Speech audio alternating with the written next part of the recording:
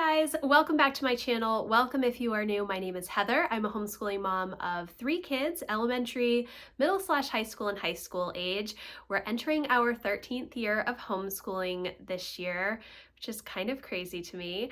I help you implement systems and strategies in order to overcome the chaos and cultivate simplicity in your home and homeschool. If you're not subscribed, I would love for you to hit the subscribe button and the notification bell so you are notified of all of my future videos.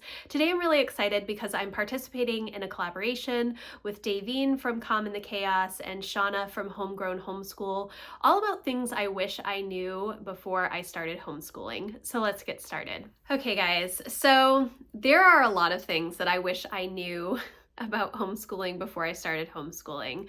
I'm not even sure where to start. I think the first place that I want to start is that homeschooling is not public school at home.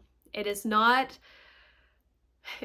a school at home model where you set up a desk and everybody is sitting down and you do such and such a subject for 40 minutes and then you move on to the next subject and then maybe you have a 10-minute break and then you move on to the next subject.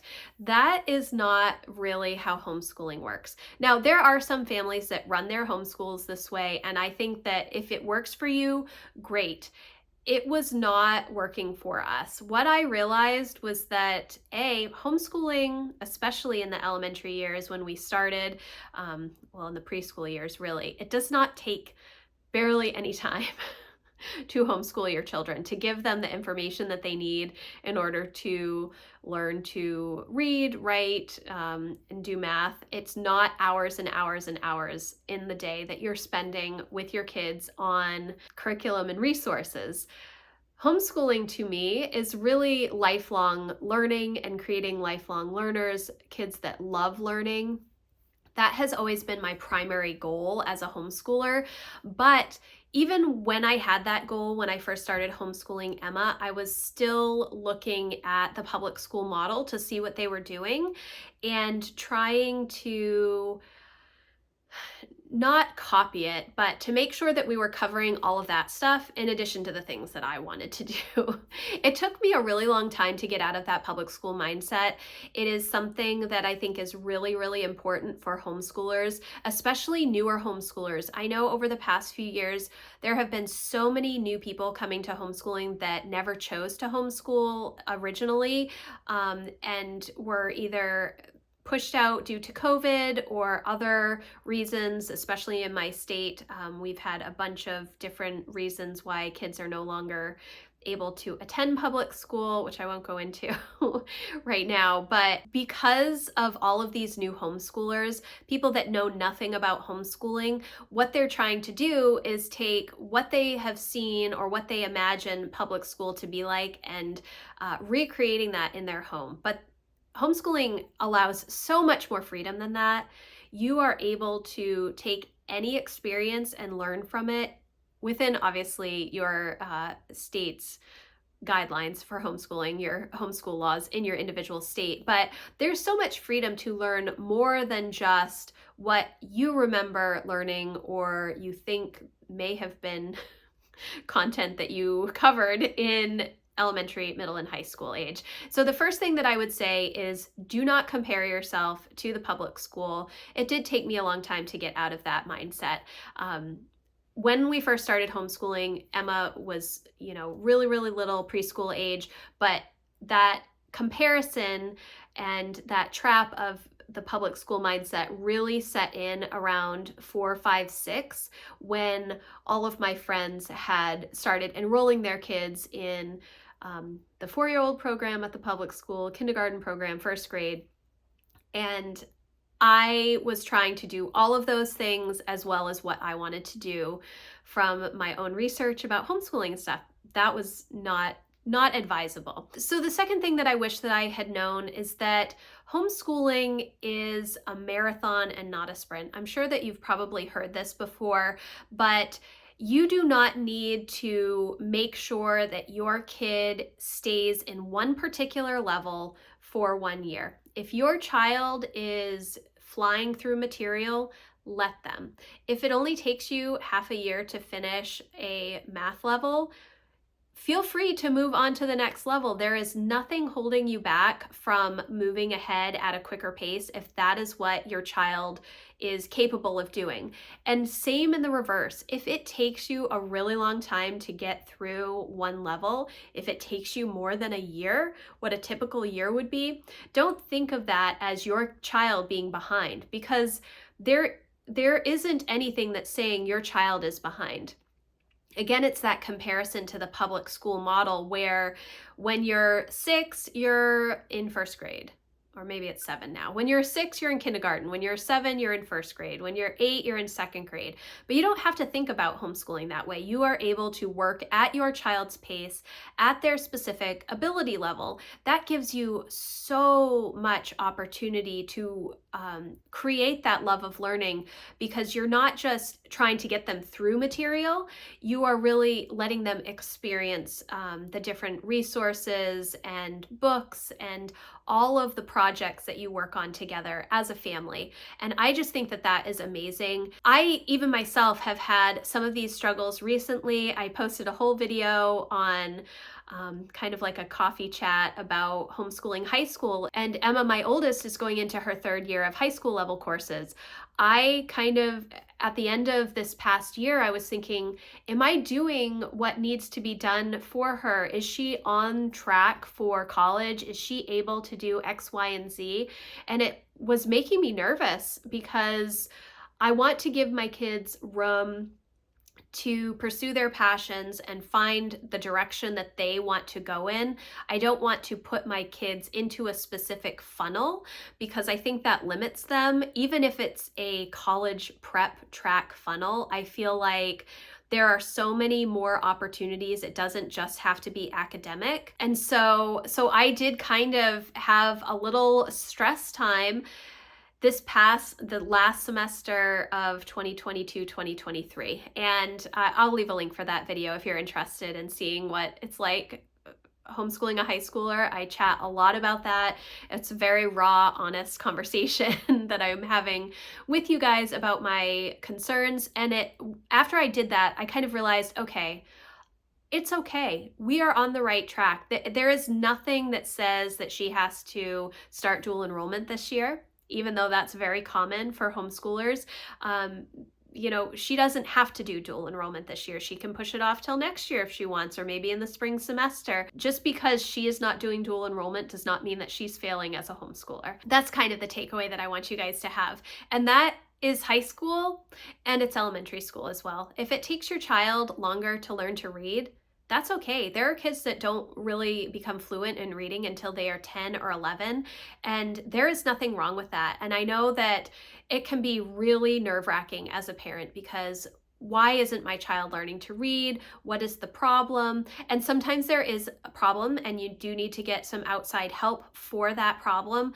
But oftentimes we're just expecting too much, and our kids just are not ready. And eventually they will learn. And I always give this example, your kids are not crawling around on the floor right now. They learn to walk. They are not using diapers still. They eventually learned how to use the bathroom. Even if it took them a long time, at some point they did learn. And so I think that remembering that learning is similar to all skills, it's just something that takes a little bit of time, and sometimes different concepts take longer, and that's okay. There is nothing wrong with taking a little bit longer, and there's nothing wrong with staying on track, and there's nothing wrong with speeding straight through something. So that is another thing that I wish that I had known when I started homeschooling, especially now since I'm dealing with it with high school.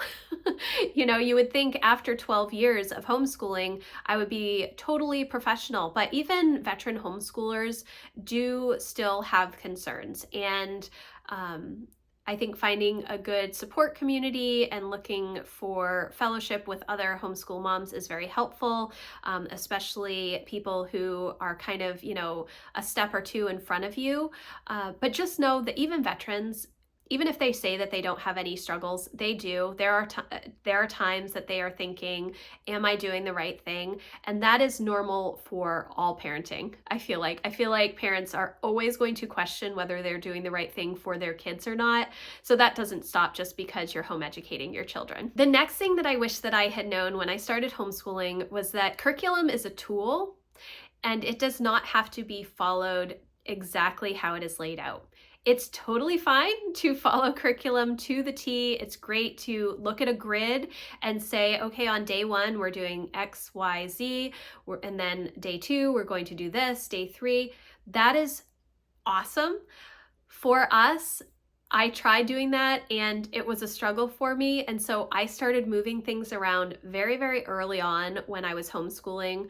And I use Sunlight curriculum. So they provide you with beautiful grids, 36 weeks of learning and lots of notes and information and questions and maps and all kinds of stuff.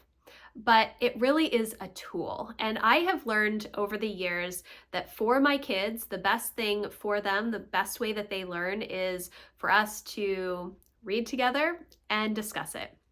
So it is very much literature-based learning. It's also very similar to Thomas Jefferson leadership education, where you are discussing great literature with your kids, current events with your kids, all of the things, lots of discussion, lots of narration, Charlotte Mason type stuff as well. But understanding that the curriculum is a tool to help lead your kids to more learning and more research and more understanding about different topics is really key. But it really is a tool. It's a tool for you to use to help your kids learn.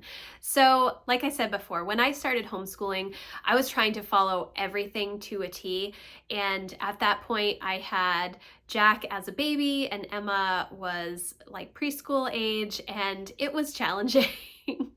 Any mom with, kids under 5 and trying to homeschool, you're thinking, what am I doing wrong? Because it's such a stressful time anyways. But learning that I could still use the information, but I don't have to follow everything exactly. It's okay for me to change things. It's okay for me to ask different questions.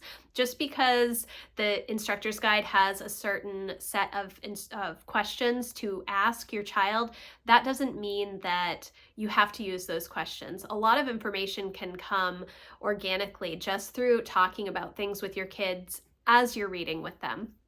So I would definitely say that curriculum is a tool. It does not need to be followed exactly how it is written unless you want it to. Then the last thing that I wish that I had known before I started homeschooling was just that you're not going to be able to teach your kids everything. There are going to be gaps in learning, and you need to be okay with that. And I think that oftentimes we as home educators feel like we have to fill in every single hole. And we do that because we fall into that comparison trap and we want to make sure that our kids are able to do things that everybody else's kids are able to do.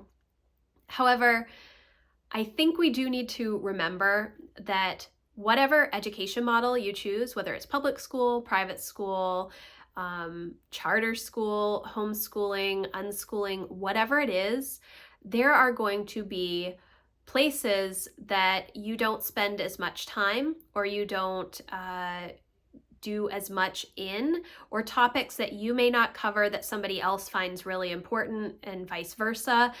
And that's okay. There are always going to be gaps in learning because there is no way that we can teach our kids everything.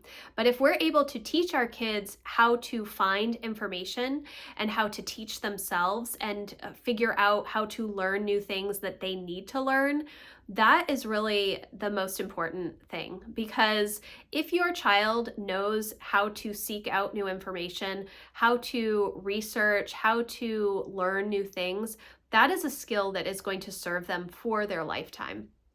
If you are only feeding them information and they don't have the opportunity to explore their own interests or teach themselves new things, it will become challenging. And you want them to see that when they are learning something new, you want to give them credit for it. Give them accolades. Let them know that they are doing a good thing, even if it's learning a video game.